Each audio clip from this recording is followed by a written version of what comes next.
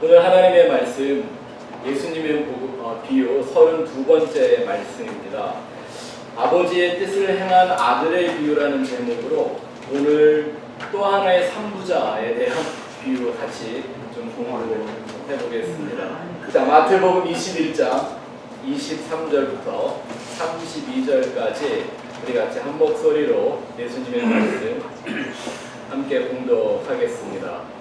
예수께서 성전에 들어가 가르치실새 대제사장들과 백성의 장로들이 나와 이르되 내가 무슨 권위로 이런 일을 하느냐 또 누가 이 권위를 주었느냐. 예수께서 대답하시되 나도 한 말을 너희에게 물으리니 너희가 대답하면 나도 무슨 권위로 이런 일을 하는지 이르리라. 요한의 세례가 어디로부터 왔느냐 하늘로부터냐 사람으로부터냐.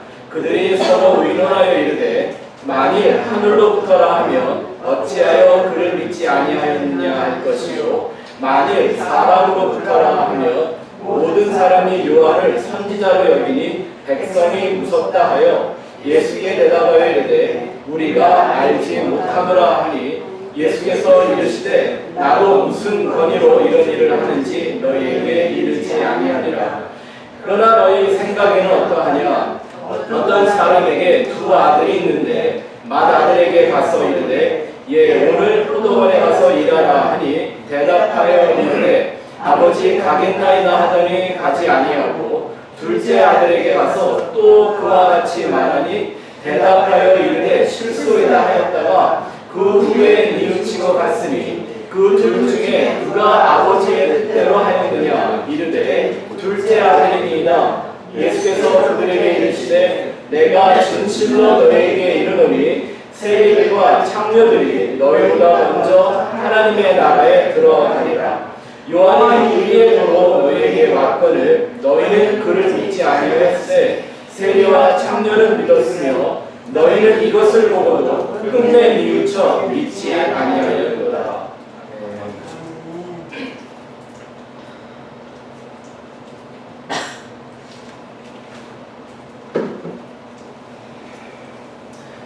저희가 지난 주에는 마치 기독교가 가르치는 많은 내용들 중에 회개의 정석이라고 할 수 있는 돌아온 탕자의 비유에 제가 용기 있는 태클을 걸었습니다. 과연 그 돌아온 탕자의 회개가 진정한 회개였는가? 저로서는 정말 용기 있는 반론으로 도전을 한 것인데요. 그래서인지 이번 주에는 제 이메일이 조용했습니다. 아마 많은 분들이 그걸 곱씹고 또 생각을 해보고 과연 그런가 하고 생각들을 좀 오래 하고 있는 시간들을 가지시는 것 같습니다. 왜 그랬는가? 예수님의 의도는 우리 보고 돌아온 탕자가 되러가 하는 메시지가 아니었습니다. 오히려 이 돌아온 탕자를 주제로 한 이 비유를 가지고 하나님 아버지가 받아주는 온전한 회개와 회개처럼 보이나 하나님에게 합당하지 않은 그릇된 회개가 어떻게 다른지를 구별해주는 메시지가 바로 이 돌아온 탕자의 얘기이기 때문인 거죠. 이 돌아온 탕자의 스토리를 그냥 성경에서 읽고는 두 번도 생각하지 않고 그래 이 돌아온 탕자 이 둘째 아들이 결국은 후회하고 반성해서 아버지 집으로 돌아오는 그것을 구원의 길로 가르치는 현상은 이 시대의 사람들이 성경을 얼마나 대충대충 읽고 있는가를 잘 보여주는 현상이기도 하죠.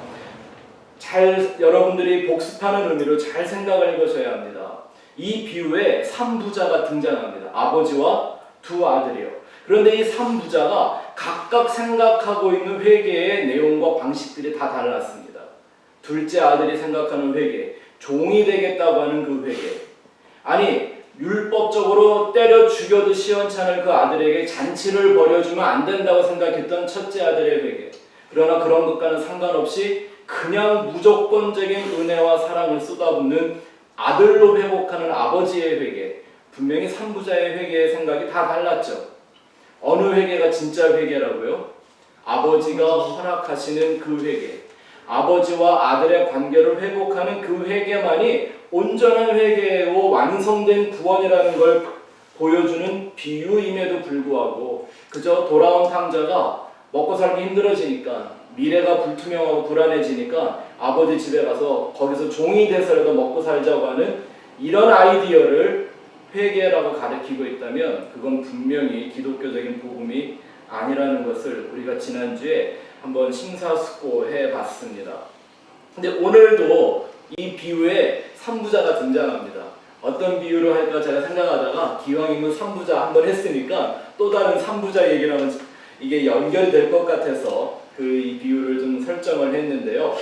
이 비유를 말씀하시는 그 예수님의 그 당시 상황과 이 배경을 좀 이해하는 것이 이 비유의 핵심과 메시지를 발견하는데 굉장히 큰 도움이 될 겁니다. 그래서 늘 그렇지만 조금 오늘도 긴 서론을 좀 말씀을 드릴 거예요. 왜냐하면 이 비유의 주제를 포함하고 있는 서론을 말씀해 드릴 테니까 한번 잘 들어보시기 바랍니다.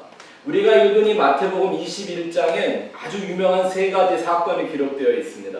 첫 번째는 예수님이 이제 예루살렘에 가셔서 이제 십자가에 달리시기 위하여 예루살렘에 입성할 때 나귀를 타고 들어가고, 백성들은 나와 자기 옷을 이 바닥에 깔며 호산나 다윗의 자손이요 막 그렇게 예수님을 환영하던 이 사건이 하나 기록되어 있고요. 둘째, 예루살렘 성전에 들어오신 예수님이 들어오자마자 한 일이 뭐였어요? 성전에서 장사하는 걸 보고 분노하시며 그 모든 상을 다 뒤엎어버린, 소위 말하는 성전 정화 사건이 이 여기에 따르려 나와요. 그리고 그 사건 이후에 짤막하게 예수님과 제자들의 대화가 나오는데 뭐냐 하면, 예루살렘에 입성하기 전에 열매 없는 무화과 나무를 말씀으로 저주했더니 그게 그냥 말라 죽어버렸어요. 그래서 제자들이 물어보죠. 저 무화과 나무가 왜 말라 죽었냐 그랬더니 예수님이 생뚱맞은 대답을 하세요. 그거 말라 죽었다고 너희가 놀래냐? 믿는 자들이 기도할 땐 이보다 더 큰 일이 나타날 것이다 라고 하면서 이제 예루살렘에서 예수님 공생의 마지막 절정이라고 할 수 있는 복음의 메시지를 전하고 있는 이 상황입니다. 예수님 말씀하시기를 나는 세상에 화평, 피스를 주러 온 게 아니라 검을 주러 왔다고 하셨습니다. 사람들이 원하는 평안을 주러 온 것이 아니라 불을 던지러 왔다고 하셨습니다. 의인을 찾으러 온 것이 아니라 죄인을 부르러 오셨다고 말씀하셨고요. 섬김을 받으러 온 것이 아니라 나는 도리어 내가 죽음으로 너희를 섬기기 위하여 왔다고 하신 이 말씀이 이제 그 절정의 상황에서 마지막 메시지들을 선포하는데 그 첫 번째 말씀이 바로 오늘 우리가 읽었던 이 3부자의 비유라는 겁니다. 그래서 이 비유가 세 가지 비유와 이렇게 연결되어 있습니다. 21장과 22장의 세 가지 비유가 한 시리즈처럼 예수님이 하나 다음 바로 하나 또 하나 이렇게 세 개를 말씀하시는데, 첫 번째가 이 한 아들, 아버지와 두 아들, 이 3부자의 비유고요. 두 번째가 포도원 주인이 종들을 그 삭슬 받으려고 계속 보내는데 포도원 일꾼들이 그 종들을 오는 족족 다 때려 죽여버리죠. 막 다 뺐고요. 오히려 왜? 그 농장을 차지하려고. 나중에 포도원 주인이 누구까지 보냈대요? 아들까지 보냈더니 아들 죽이면 자기들이 그 유산 차지하게 될 줄 생각하고 그 아들마저 죽였다고 하는 이 두 번째 유명한 비유. 그리고 세 번째 비유가 우리가 얼마 전에 공부했던 열 처녀의 비유. 미련한 처녀와 슬기로운 처녀를 구별하는 이 세 가지 비유가 이렇게 원래 이 한날 한시에 예수님에 의해 선포된 비유의 말씀입니다. 그러니까 예수님이 이런 말씀들을 예루살렘에 들어와 막 선포를 하시는데 이 상황이 절대 반갑지 않았던 사람들이 있었죠.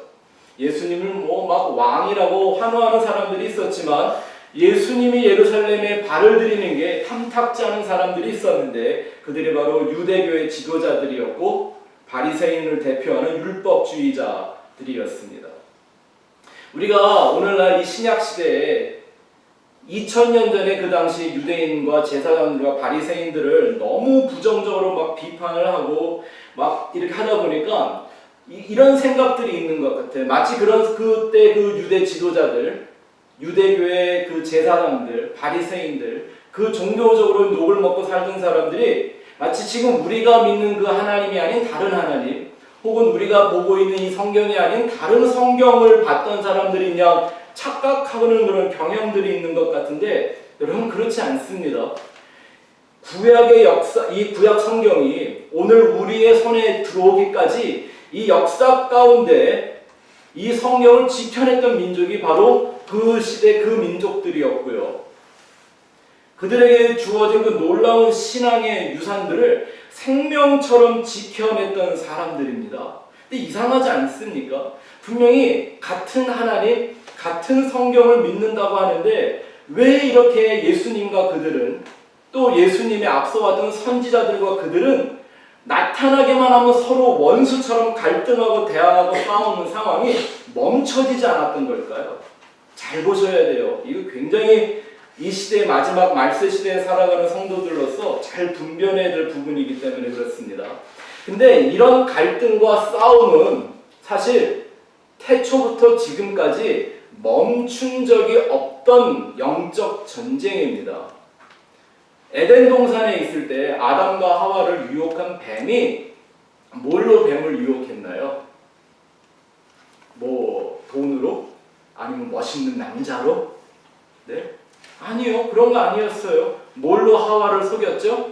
성경으로, 하나님 말씀으로, 하나님 이름을 빙자해서 속였잖아요. 뭘로 싸운 거예요? 성경 갖고 싸운 거예요. 하나님 이름 걸고 싸운 거란 말이에요.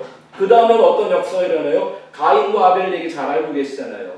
둘 다 자기들 나름대로는 같은 하나님께 제사를 드린다고 했는데 결과는 반대였죠.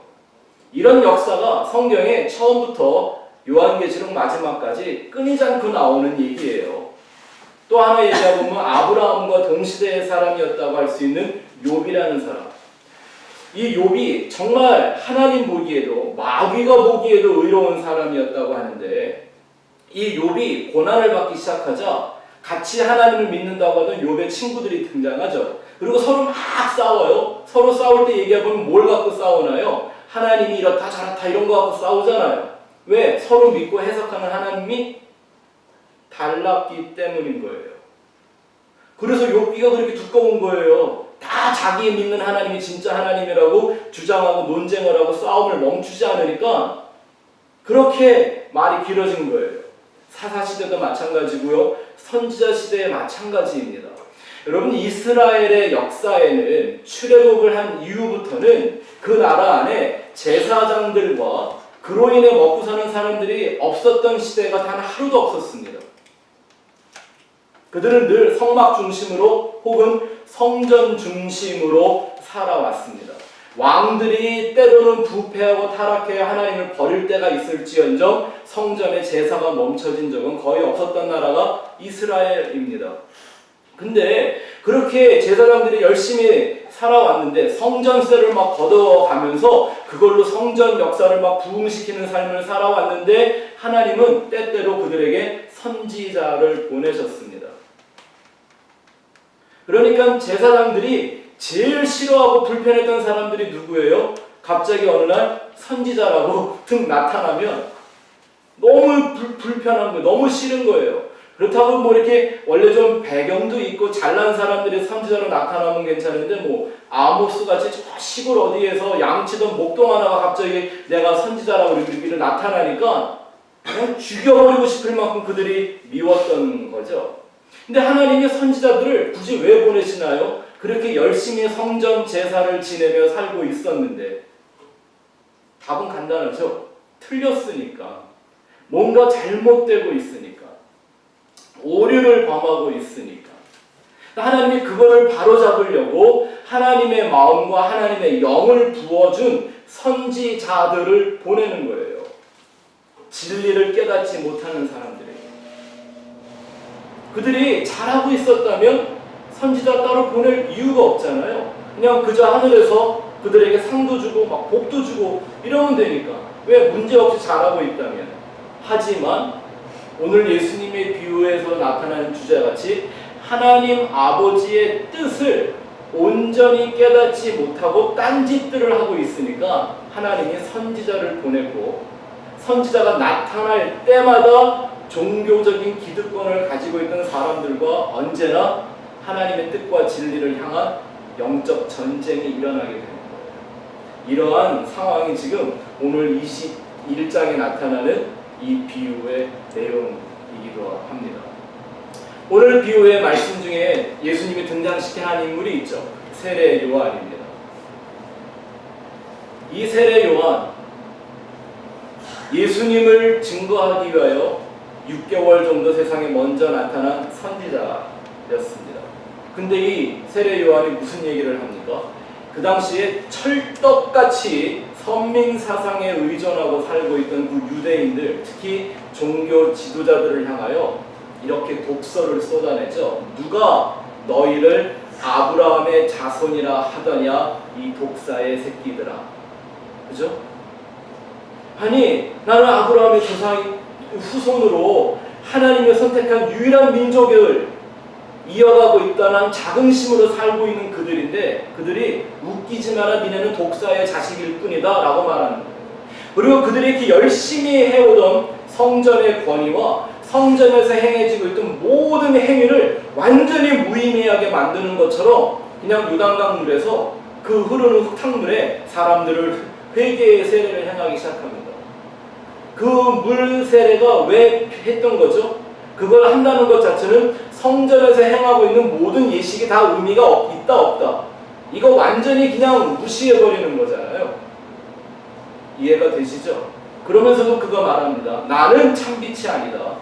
참빛이 진짜 오는데 나는 너희에게 물로 세례를 주지만 그는 불과 성령으로 세례를 줄 거라고 이해를 합니다. 그리고 곧 그 참빛이었던 분이 역사 가운데 나타나죠. 마지막 선지자요, 모든 왕과 제사장의 영적 의미를 성취하는 메시아, 그리스도였던 예수 그리스도입니다. 근데 예수님은 세례 요한보다 그 종교인들을 향하여, 바리새인들을 향하여 더 분노하셨죠. 아니, 하나님 믿겠다고 그렇게 열심을 다하는 사람들 앞에 이렇게 무작정 화를 내면 어떻게 하는 겁니까? 세례 요한보다 더 무시무시한 독서를 쏟아냅니다. 뭐라고 하셨냐면, 어찌하여 너희들은 교인 하나를 얻으려고 산과 물을 건너댕기다가 교인 하나를 얻으면 너희보다 배나 더 지옥 자식으로 만들고 있느냐. 너희는 도대체 왜 천국 문을 가로막고 너만 안 들어가는 게 아니라 다른 사람도 못 들어가게 하느냐라고 얘기합니다. 아니, 수천 년을 성경을 지키고 여호와 하나님에 대한 그 신앙을 지켜왔던 그 사람들을 아군이나 이 동료로 좀 취급해주는 게 아니라 아예 그들을 적이요 원수처럼 여기는 겁니다. 이게 뭐예요? 지금 예수님이 선을 확실하게 걷는 거예요. 편을 분명하게 나누는 거예요. 아니, 이 사람들을 뭘 좀 잘 몰라서 헤매고 방황하고 있는 그냥 영적으로 좀 어리고 미성숙한 사람들 정도로 취급하는 게 아니었어요. 아예 천국과 지옥으로 나누어 버립니다. 이 사람들을 하나님의 편이 아니라 하나님을 대적하는 마귀의 편으로 분리해 버리시는 거죠. 이 그림이 확실하게 보이세요? 이게 보여야 돼요. 근데 왜 제가 이런 얘기를 이렇게 오늘 이 비유의 상황 속에서 강조를 해서 말씀을 드리냐 하면, 오늘날 이런 얘기들이 그냥 횡단에 떠돌고 있기 때문이에요. 하나님도 하나다, 성경도 하나다, 교회도 하나니까 서로 비판하지 말고 우리가 그냥 하나로 연합해서 다 포용해주고 다 용납해줘서 그저 이 세상을 살기 좋은 세상으로 만들어가는 하나님의 나라라는 이름에 빙자해서 이 좋은 세상으로, 살만한 세상으로 만들어가는 주역이 되자고 떠들고 있습니다. 여러분들이 살아봐서 아시겠지만 인류 역사 가운데는 그런 적도 없었고요. 괜히 교회들이 힘을 얻으면 십자군 전쟁 같은 짓이나 벌였고요. 교회가 부흥하면 그 권력과 재물에 중독되어 종교적인 기생충처럼 살기나 했지, 실제로 하나님의 나라가 이 땅에 보이는 것처럼 나타난 적은 없었습니다. 오늘 비유에도 나오지 않습니까? 예수님이 나타나서 하나님 나라의 천국 복음을 선포하니까 이 바리새인들이, 하나님 믿는다고 했던 제사장들이 그가 전하는 하나님의 나라, 하나님의 뜻, 하나님의 진리가 뭔가는 상관도 없이 네가 무슨 권위로 이런 말을 하는 건데? 라고 시비를 거는 거예요. 무슨 권위로? 오늘날로 말하면 이런 얘기죠. 너 어느 신학교 나왔어? 어디서 목사 안수 받았는데? 누가 너한테 목사 라이센스를 줬어? 네가 도대체 무슨 근거로 그따위 소리를 하는데? 이러는 거예요. 물론 조심해야 돼요. 이단들이 너무나 많이 있기 때문에 정말 조심해야 되는 건 맞아요. 근데 그건 이단을 조심하기 위해서가 아니라 그건 나중 얘기고, 진짜 생명의 진리, 하나님의 영원한 진리가 뭔 줄 알기 위해 질문하고 도전해야 하는 거잖아요.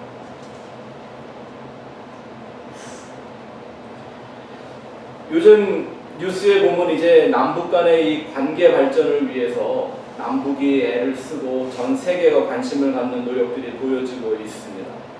이런 걸 보면서 저도 마음에 이렇게 한때 북한 선교했던 사람으로서 이렇게 막 소망이 하나 이렇게 생겨나는 게 뭐냐면, 죽기 전에 부산에서부터 유럽까지 기차 타고 한번 가보고 싶다, 이런 생각이 한번 드는 거예요. 전 그런 날이 꼭 왔으면 좋겠습니다. 그러면 적금이라도 들어서 부산에서 유럽까지 기차 여행을 하는 걸 한번 꼭 해볼 겁니다. 근데 이런 상황들을 뉴스로 접하고 있으면서 제 마음에 굉장히 슬프고 좀 절망도 되고 분노도 생기는 안타까움이 있습니다. 남북의 이 관계를 위해 비록 이 남북한이 단일 국가의 통일은 아니라고 할지라도 이제 한민족이요 형제로서의 그 국가의 관계를 회복하자고 하는데, 모든 정치계와 경제인들은 물론이고 학계와 언론계 혹은 체육계, 심지어는 대중문화계 등 모두가 조금씩 참여를 하면서 나름대로 자기들이 할 수 있는 몫을 다 해내고 있습니다. 그렇죠? 가수들, 운동선수들, 경제인들, 돈 좀 있다고 하는 사람들 막 모여가지고 어떻게든 해보려고 애를 쓰고 있는데, 이 상황 가운데 뒷짐지고 구경밖에 못하는 사람들이 하나가 있습니다. 한국의 개신교입니다. 이 개신교 목사가 이런 얘기를 해도 되나 모르겠는데, 왜 아무것도 할 수 없는지 아십니까? 왜 그 땅에 발도 한 걸음 들여놓을 수 없는 줄 아세요? 지금까지 그냥 북한이 단지 종교 탄압을 한다고 하는 그 이유 하나를 가지고 그들을 원수같이 여기고, 입만 열면 김일성 집안의 멸망과 체제 붕괴를 외치며 세계를 돌아다니면서 북한은 나름 감추고 싶어 했던 그 자기들 안에 있는 그 모든 민낯을 그냥 막 공개하며 자기들이 이 북한 정권의 체제 붕괴의 주역이 되는 것처럼 막 떠들고 댕겼잖아요. 네? 오해하지 마세요. 전 지금 북한 편드는 것도 아니고요. 전 종북주의자가 아닙니다. 저는 유일히 복음주의자, 이거밖에 모르는 사람입니다. 저는 상황을 설명을 드리는 거예요. 또 잘못 이해하면 저 빨갱이 목사 아닌가 또 이럴. 아니에요. 저 그런 거 아니에요. 저도 공산당이 미워요. 근데 그렇게 무분별하게 떠들었기 때문에 정작 그렇게 금식하고 막 눈물 흘리고 철야기도 하며 민족의 통일과 복음화를 외쳤던 개신교는 지금 아무것도 할 수가 없어요. 받아들여주지를 않아요. 왜? 그들을 향하여 원수라는 각을 세웠으니 북한도 그들이 원수일 수밖에 없는 거예요. 이게 지혜였나요? 네? 예수님이 그랬잖아요. 복음을 전하는 제자들한테 비둘기처럼 순결하고 뱀처럼 지혜로워. 아무것도 할 수 없도록 개신교의 손을 다 꽁꽁 묶어놨어요. 전 너무 화가 나는 게 어느 한 다큐멘터리를 봤는데, 북한의 설교 시간이건 좋은 말로 해야죠. 북한의 스님들과 남한의 스님들은 모여서 뭘 같이 하는데 지금 기독교는 아무것도 하지 못하고 있는 거예요. 왜? 북한에 들어오면 안 되는 종교처럼 되버렸기 때문에. 북한 사람들에게는 북한의 체제 붕괴를 시킬 그것만 위해 기도했던 종교 집단으로 알고 있기 때문인 거죠.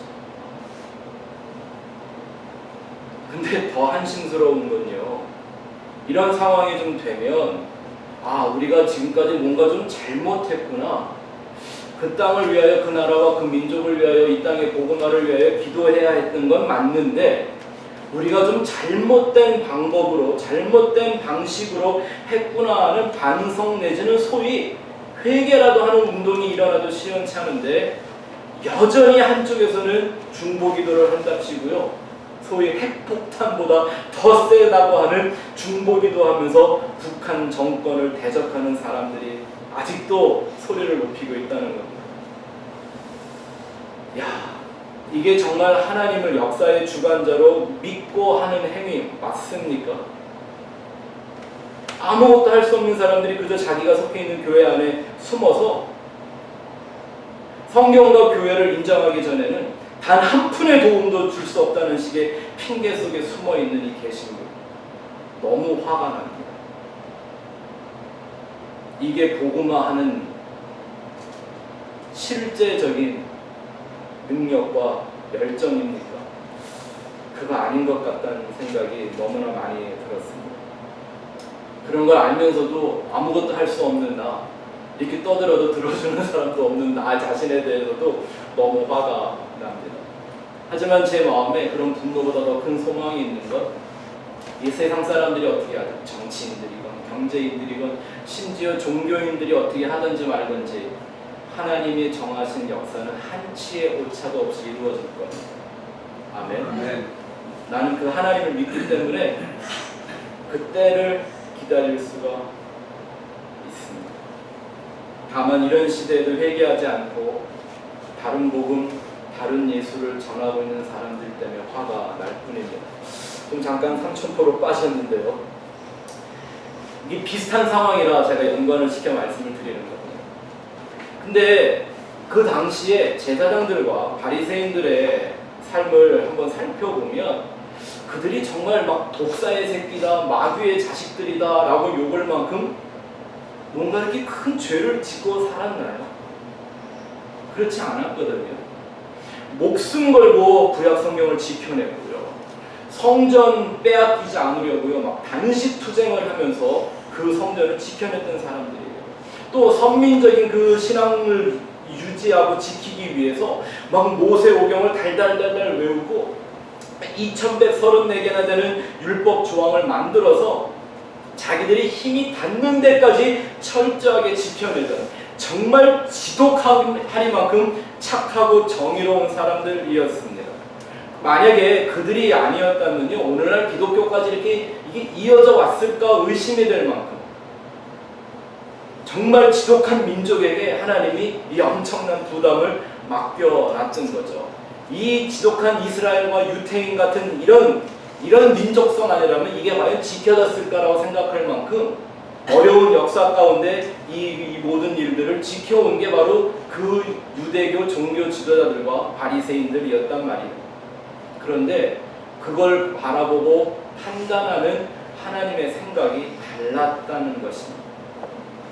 그 심판의 내용이 오늘 예루살렘 한복판에서 예수님이 선포하고 있는 겁니다. 사실 열매 없는 무화과 나무를 그냥 말 한마디로 말라죽게 할 만큼 성전을 다 뒤집어 엎으면서 장사꾼들을 다 쫓아내는 이런 정도의 분노라면 그냥 그 제사장들, 바리새인들 그냥 그 자리에서 멸해버리셔도 상관없었던 일이었는데, 예수님은 여전히 그들에게 비유의 말씀을 던져주십니다. 뭐예요? 회개의 기회를 주시는 거죠. 안타까운 건 역사가 보여주듯 그들이 회개했나요? 안 했나요? 회개 안 했습니다. 왜? 회개할 수 없었던 것은 자신들의 가고 있는 길이 잘못되어 있다는 인식을 못했기 때문입니다. 그 이유는 예수님 말씀 그대로 하나님과 그 말씀에 대하여 오해했기 때문입니다. 오해하는 것. 이게 정말 심각한 문제인 거죠. 그러니 아무리 성경을 나름 열심히 공부하고 기막힌 해석을 하고 뭐 감동적인 설교를 했다 하더라도 그게 하나님을 오해한 생각에서 나오는 것이면 말짱 헛것이죠. 헛것 정도가 아니라 그것 때문에 지옥 간다고 예수님이 그러지 않았습니까? 나만 가는 게 아니라 다른 사람도 못 가게 한대요. 다른 사람도 지옥 가게 만든대요. 그래서 성경이 말하는 겁니다. 귀 있는 사람들이 성령이 교회들에게 하시는 음성을 들어야 합니다. 구별하면서 신중하게 잘 드러내야죠. 자, 오늘 이 비유를 통해서도 그 예수님의 말씀을 우리가 한번 귀 기울여 들여보기를 바랍니다. 첫 번째 오늘 그 비유를 볼 텐데요.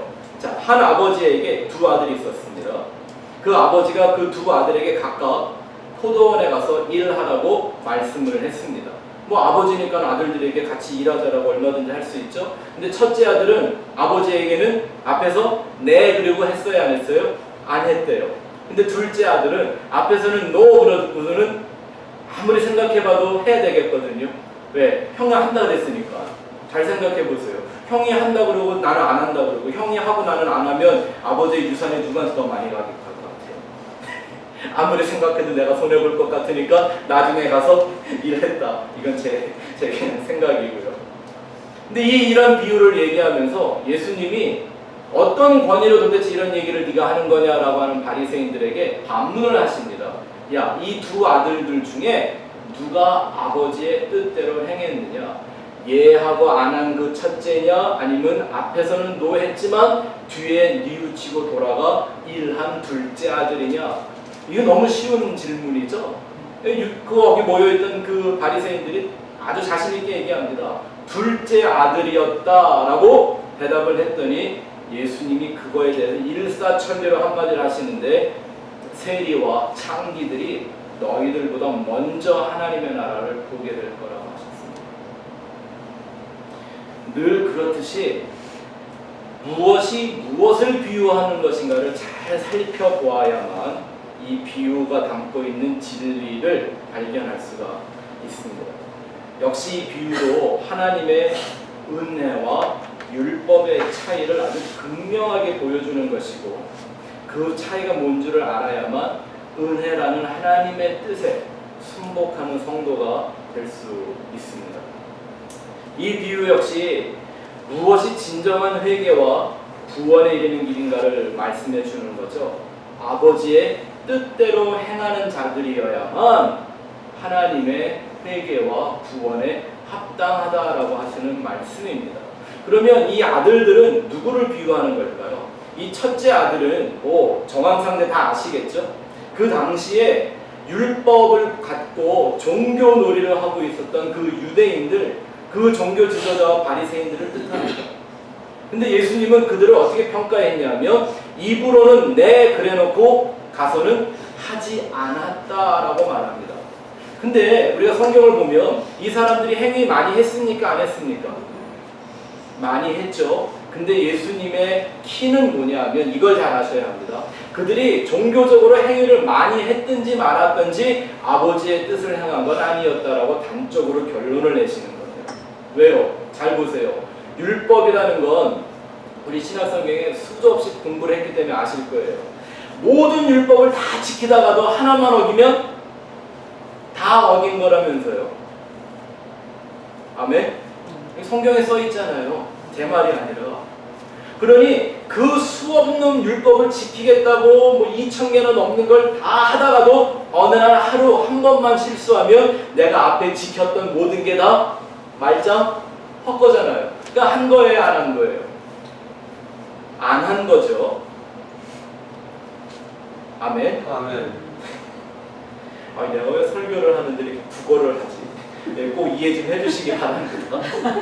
근데 보세요. 이 둘째 아들은 어떤 사람들을 비유하냐면 이 사람들은 아예 처음부터 대놓고 반항하고 거절한 사람이에요. No! I don't want it.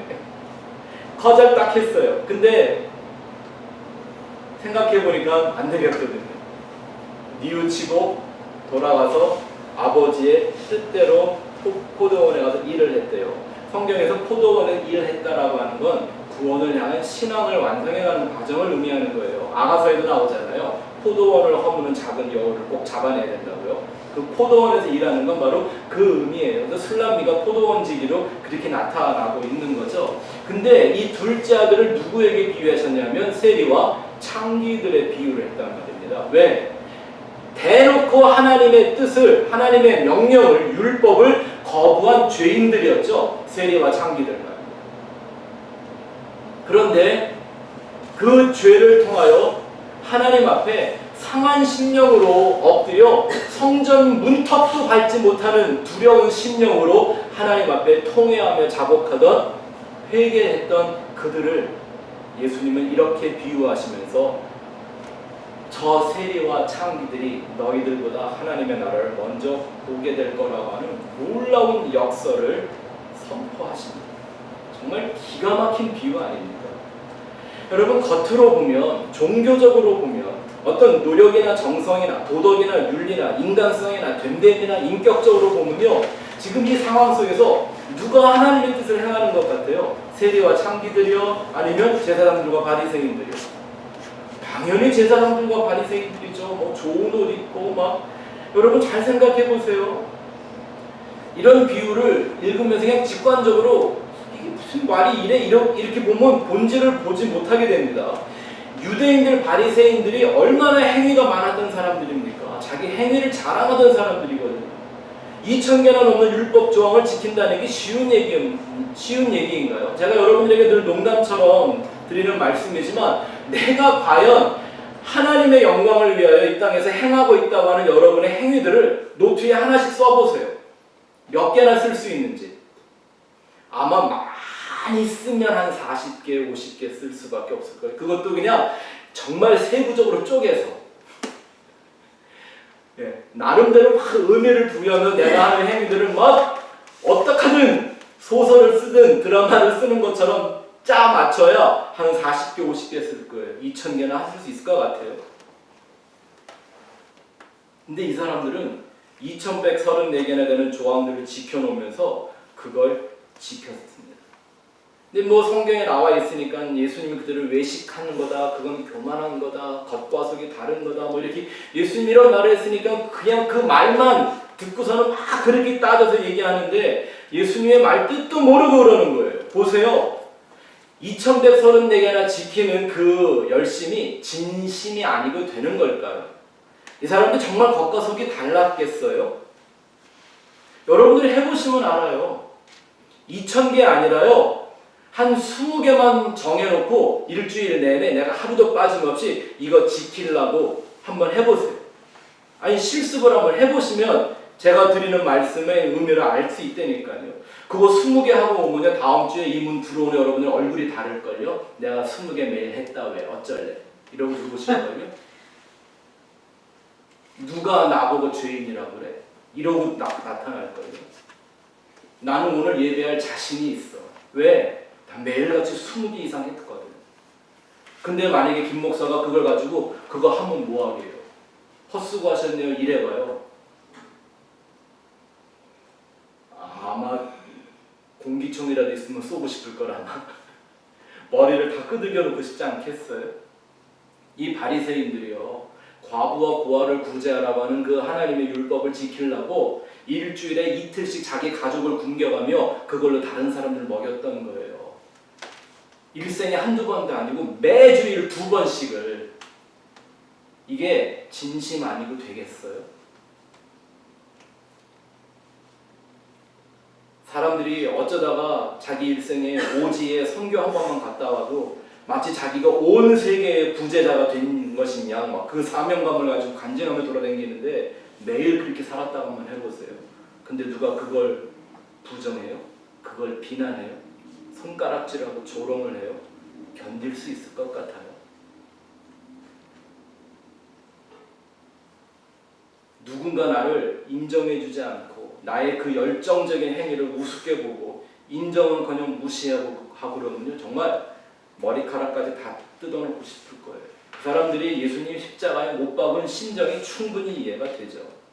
그런데 지금 예수님이 그들의 행위를 대놓고 그 열심과 희생과 헌신의 행위를 대놓고 그건 아버지의 뜻을 행한 것이 아니라고 말씀하고 있는 겁니다. 그들만 있었던 게 아니라 그 수많은 사람들이 예수님을 환영하는 그 인파들 속에서 대놓고 그들의 신앙을 조롱하는 거예요. 왜 제가 이걸 조롱하는 거라고 말해요? 이게 얼마나 큰 경멸이고 조롱입니까? 이 사람들이 개처럼 여기던 세리나 창기들이 니네보다 하나님 나라 먼저 볼걸? 이랬으니 이게 조롱 아니면 뭡니까? 대놓고 그들을 면박을 주고 있는 거죠. 그러니까 이 비유를 통해 우리가 반드시 짚어봐야 할 게 하나가 있는데 뭐냐 하면 예수님은 지금 유대주의자들의 이 율법적 행위나 순종을 왜 아버지의 뜻을 행한 것이 아니라고 하시는지 이거 알아야 될 거 아니에요. 그들이 성경 없이 율법을 만들었나요? 하나님과 관계없는 율법을 만들었나요? 아니요. 하나님 잘 믿겠다고 만든 거고 성경에 순종해보겠다고 이렇게 한 건데 왜 그게 하나님의 뜻이 아버지의 뜻이 아니라고 말한 건지를 알아야 우리도 지금 그런 종교인들이나 바리새인들처럼 만들 거 아닙니까? 모르면 그냥 다 그 길로 갈 건데. 그죠? 보세요. 하나님은 율법도 주시고 은혜도 주셨습니다. 근데 그 율법은 그 뜻의 목적이나 본질이 아니라는 거죠. 은혜를 위한 도구로 줄 뿐인데 이 율법과 은혜의 차이를 구별하지 못하면 성경에 바리새인들처럼 열심히 순종하고 지옥 가는 겁니다.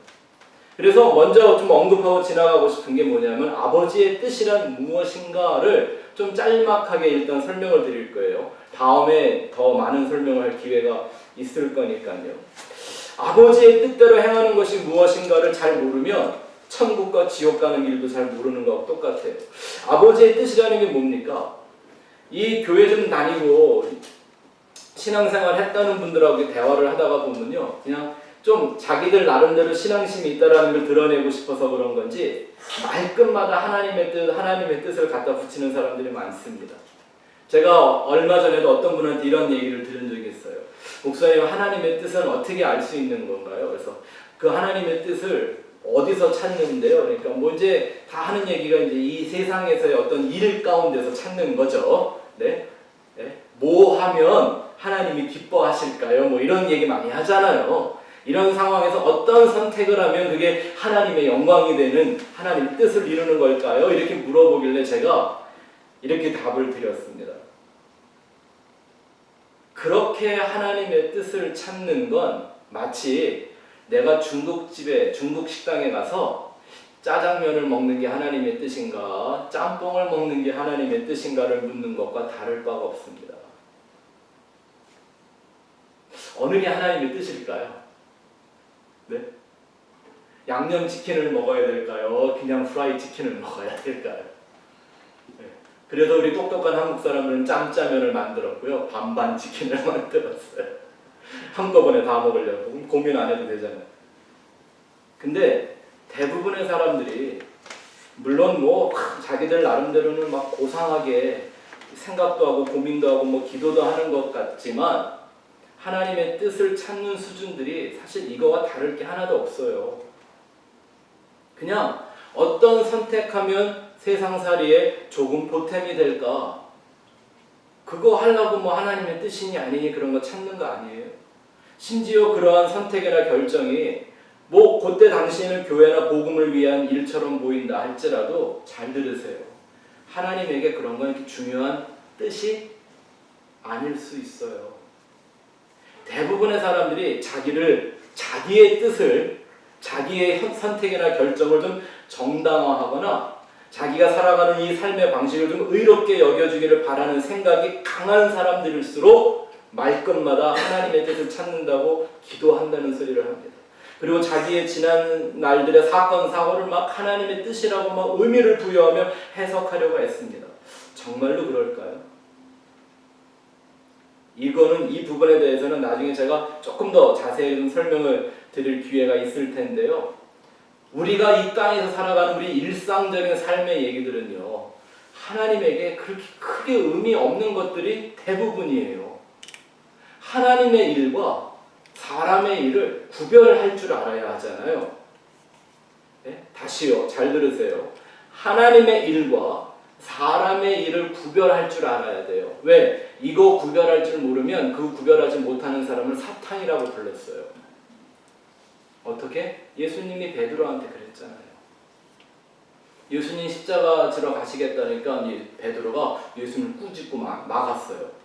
나라도 그렇게 했었을 거예요. 내가 그렇게 사랑하고 섬기는 내 친구 같고 형제 같은 그 예수가, 예? 아니 무리를 걸어다니고 보리떡 5개와 물고기 2마리를 5,000명을 먹이고 죽은 자를 살리는 능력이 있는 나의 리더가 십자가에 달려 죽겠다는데 잘 가세요 이럴 제자가 어디 있어요? 당연히 막죠. 그게 인지상정 아닙니까? 그쵸?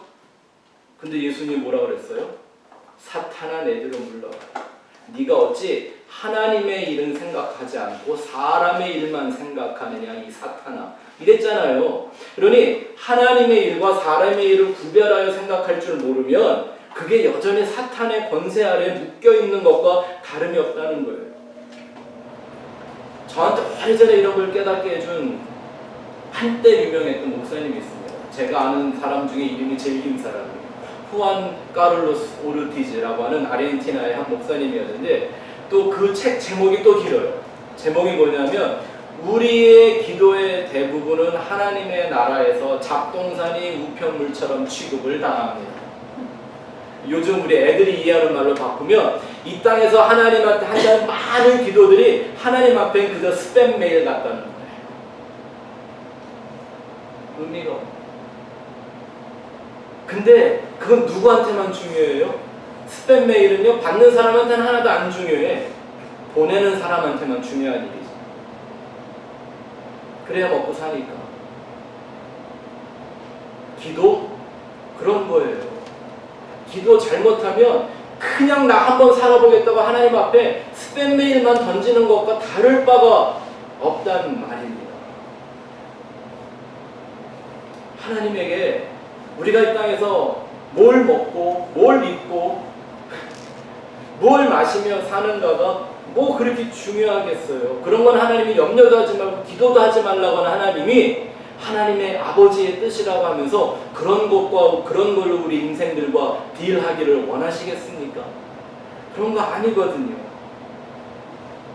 맨 율법주의나 이런 기복주의에 묶여있는 사람들이 말하는 하나님의 뜻 이거 뭐예요?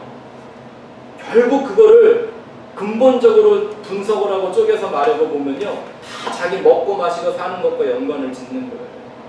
그리고 그 결과가 세상적으로나 인간적으로 좋아 보이면 하나님의 뜻이었다, 하나님의 영광이었다, 하나님의 축복이었다고 떠드는 거예요.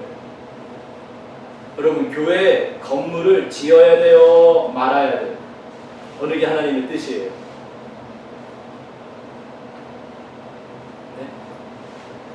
예배 형식을 전통적으로 해야 돼요? 아니면 열린 예배식으로 해야 돼요? 어느 게 하나님의 뜻이에요? 교회에서 매일 성경 읽어야 한다고 그러잖아요. 몇 장을 읽는 게 하나님의 뜻일까요? 네? 매일 기도하라고 그래요. 얼마큼 몇 시간 기도해야죠? 어떤 제목으로 기도하는 게 하나님의 뜻일까요? 뭐 큐티 해라, 교회 예배에 빠지지 말아라, 뭐 교회에서 봉사하고 뭐 어쩌라 저쩌라 이런 거 이거 하나님의 뜻 맞아요? 잘 들으세요. 하나님의 뜻에 접근하는 방식은 될 수 있습니다. 율법처럼 은혜를 깨닫기 위하여 율법을 지키다가 실패해봐야 하는 것처럼 하나님의 뜻에 접근하는 방식은 될지 모르겠지만 그러한 것들이 하나님 아버지의 뜻의 본질이 아니다라는 거죠. 그래서 예수님은 그 당시에 그 수많은 행위로 자기를 치장하고 의롭게 여겼던 바리새인들을 아버지의 뜻을 행하지 않은 자로 말하는 거예요. 대답은 했지만 불순종한 자들. 오히려 아버지에게 노했지만 깨닫고 돌아와 통회하며 자복하며 은혜와 사랑과 용서를 구했던 세리와 창기들을 아버지의 뜻을 잃은 자라고 예수님이 역설적인 것으로 말합니다. 좀 더 쉬운 설명을 한번 드려볼까요? 여러분, 밥을 먹는 본질적인 목적이 뭔가요? 맛인가요? 맛있는 거 먹고 싶어서? 네? 아니면 먹고 배부른 건가요? 든든하게 이런 그런 건가요? 아니죠. 밥을 먹는 본질적인 목적은 생존이죠. 먹지 않으면 죽으니까. 근데 왜 오늘날 사람들이 그 맛을 따지고 배부름을 따지고 그럴까요? 먹고 살만하니까. 맛있는 거 골라 먹고 싶고요.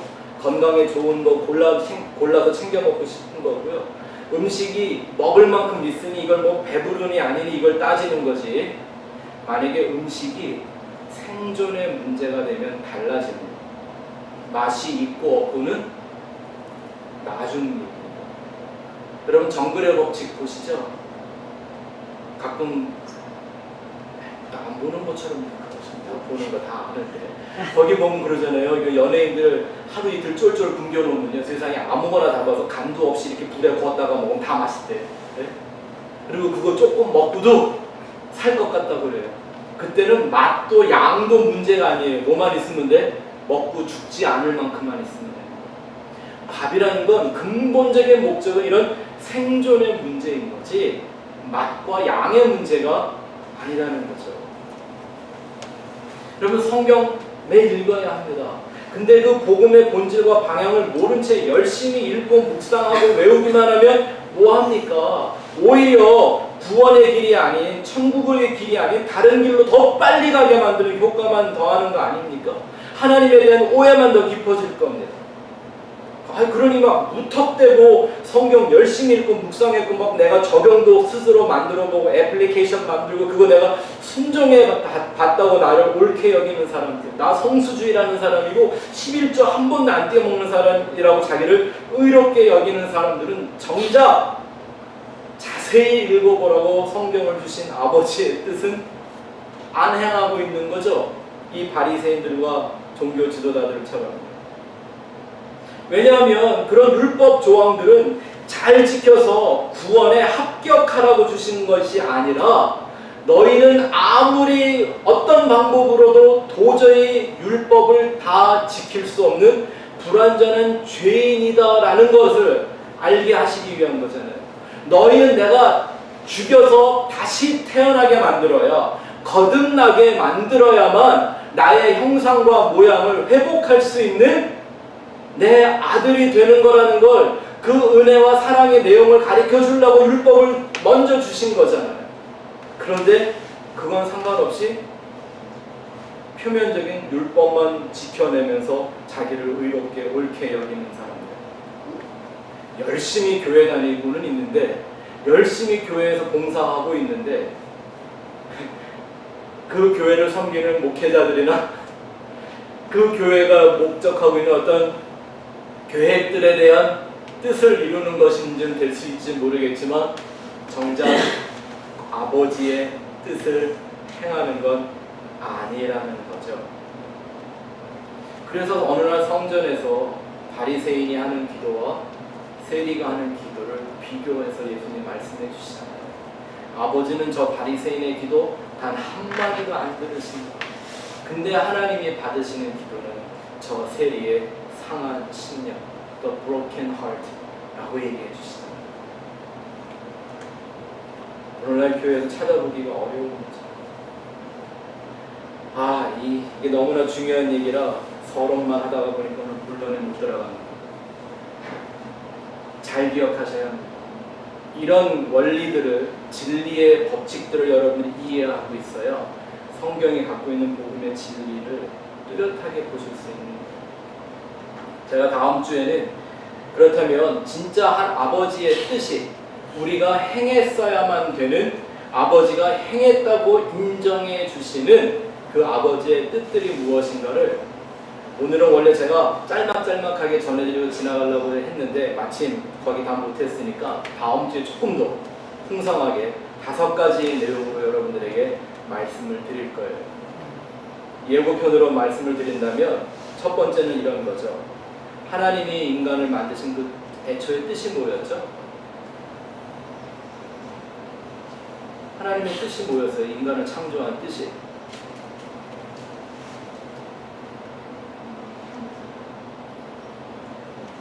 하나님의 형상과 모양이잖아요. 네? 근데 이건 내 힘으로 할 수 있는 거예요, 없는 거예요? 무슨 하나님 가면 만들어 쓰면 돼요? 내가 뭐 하면 하나님의 모양이 될까요? 근데 그게 인간을 창조하신 하나님의 근본적이고 본질적인 창조의 뜻이래요. 근데 그거 고민 안 하고 하나 그런 거 고민 안 하고 그냥 내 형상과 모양 드러내기에 정신이 없으면 이건 하나님의 뜻 이루는 거예요? 아닌 거예요? 이러한 내용들을 5가지로 혹은 한 주간 또 시간이 생기니까 더 많아질지 모르겠지만 5가지로 창세기부터 계시록까지 한번 띄게 해드릴게요. 한 주간 동안 오늘 말씀을 여러분들의 마음에 되새겨보면서 과연 나는 내가 생각한 뜻을 향해 가고 있던 이였나, 아니면 정말 영원한 아버지의 뜻을 찾고 있는 자인가를 점검해보고 아버지의 뜻을 향해 돌아오는 여러분들의 심령이 되기를 주의 이름으로 축원합니다.